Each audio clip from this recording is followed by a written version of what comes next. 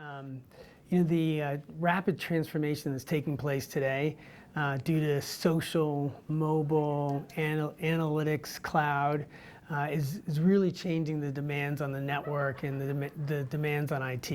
And so what Brocade has done is it's made a bet on open, software-driven network technology.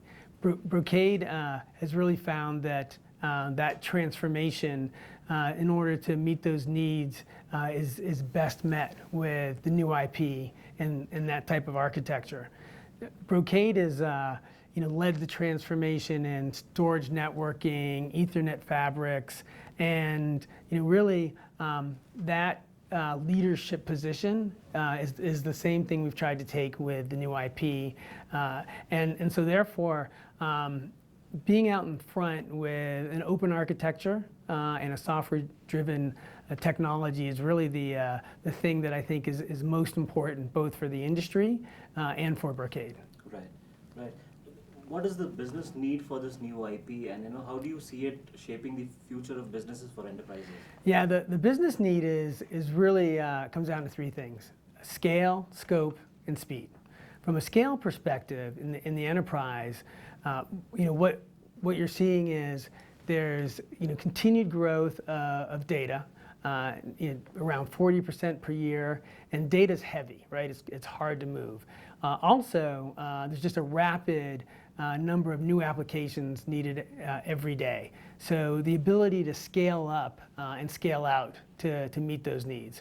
From a service provider perspective, really meeting the data transfer and the data transport, if you will, requirements, both from a flexibility perspective, is really sort of the critical thing from a scale perspective.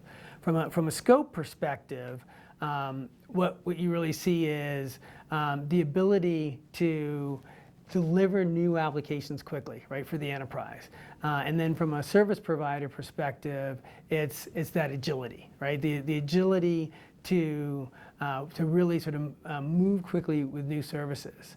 And then from a speed perspective, what you see from a speed perspective for the enterprise, what you see is not only that ability to deliver new applications, but also meeting the business requirements that are required by the internal user. Because the internal users are showing up every day, asking for new apps and meeting new requirements of the business. And then from a service provider perspective, what you really see is not only that ability to deliver those services, but to innovate those services. Right. And I think it's really those things: scale, scope, and speed. Right. Just focusing on the scale, scope, and speed. Any real life examples wherein enterprises have used such tools or the new IP and have really got that benefits when it comes to scale, scope, and speed? Yeah, what we're seeing is just take Office 365 as a cloud application, right? Being able to deliver that with the right type of user experience on a global basis.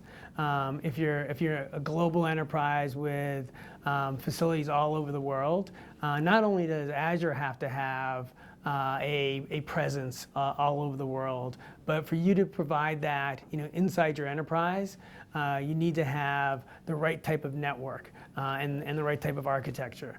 And then what I'd also say is from a service provider perspective, because they're really providing a lot of those the cloud architecture for the cloud providers, it's that ability to both provide a low latency service, provide that on demand, if you will, as well as do that in a fashion where they're able to connect the enterprise both from a branch perspective and provision services across the entire campus. I think it sort of comes down to three things, right? One is just change, right? And changes across the board. The second is really understanding what's needed, and the third is putting the right intelligence in place. So from a change perspective, you got to change the business model, you got to change the org structure, and you just have to change the way you operate. And that's, it's not completely change your business, but it's make the right tweaks so that the business can in many ways act more like a service provider to its internal users. And then from a sort of understanding perspective, I think there's a lot of misconceptions that software-defined network function virtualization, which is really what we're dealing with in the new IP, is simply something for inside the data center. It's really about an end-to-end network architecture. And I think not only is Brocade able to help people from end to end, or help customers from end to end with its sort of breadth of products today, but also it's that architecture and designing an architecture that's right for your organization. And then I think the third thing, right, is that intelligence. And so in a variety of places, there's I'll say an embedded or a legacy architecture, and so people feel invested in that, and yeah, so there's almost an emotional attachment, but the reality is that emotional attachment is cost, and so it's getting that intelligence and figuring out how to organize that intelligence in a fashion where it can inform a new architecture and inform the way they provision services, and it's really making that transition. But what people will see sort of really at the end of the day is there's really a variety of sort of upsides to making that transition, and both it's driving down cost that comes with new IP and an open architecture, and then secondly, as I've mentioned previously, it's really about that innovation and new services and service flexibility.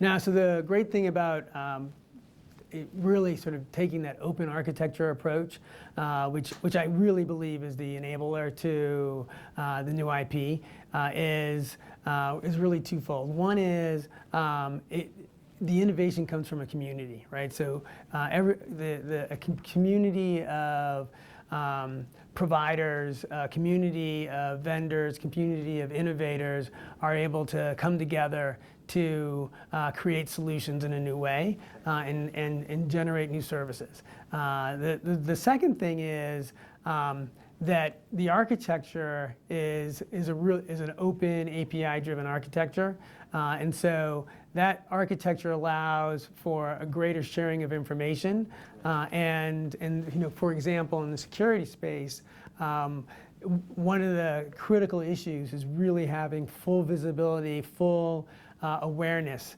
and that ability to share information across solutions provides real situational awareness and the ability to detect anomalies and figure out whether there's a real threat in place. And so that type of open architecture actually provides a much faster innovation, and that's again, that's the bet and that's the belief, and it's at the core values of what Brocade does. So I mean, Brocade's a member of really a whole variety of associations, right? The Open Daylight, OpenStack, ONUG, and tries to play as big a role as possible. But to your point, right? It's a community that's going to make the difference, and in many ways, it's a community approach, and so a number of the companies that we're acquiring, the things that we're investing in are around building those communities, and building that community such that if you look at even our architecture with our controller, we're trying to create a community in a marketplace where people are writing applications, sharing IP, and that I think is the type of thing that's going to add that extraordinary value. Thank you.